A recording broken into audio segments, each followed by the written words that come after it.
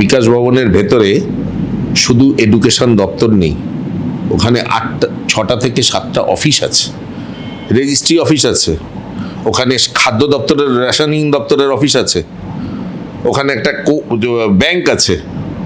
সেখানের স্টাফেরা কালকে মহিলারা অসুস্থ হয়ে পড়েছে, কোনো আমাদের বাড়ির মা বোন হতেই পারেন প্রেগনেন্ট, তিনি অসুস্থ হয়ে পড়েছেন, 9 ঘন্টা 10 ঘন্টা একটা সরকারি অফিসকে দখল করে কি মানে জাফনা না সিরিয়া, এটা কোথায় আমরা আছি? আপনারা এটাকে সমর্থন করছেন? কারোর বিশেষ ব্যক্তির এগেনস্টে আন্দোলন থাকলে আন্দোলন করুন না, গণতান্ত্রিক পদ্ধতিতে আন্দোলন করুন, কোনো আপত্তি নেই, কিন্তু আপনারা একটা সরকারি অফিস দখল করে বসে থাকবেন 7 ঘন্টা 8 ঘন্টা 9 ঘন্টা, মহিলারা ওখানে 3 থেকে 4 হাজার লোক জল পাচ্ছে না, খাবার পাচ্ছে না, স্ট্যাম্পেড হয়ে যাবে, তাদের অনেক মহিলার অসুবিধা হয়, একটা পুরুষের হয় না, মহিলার অসুবিধা হয়।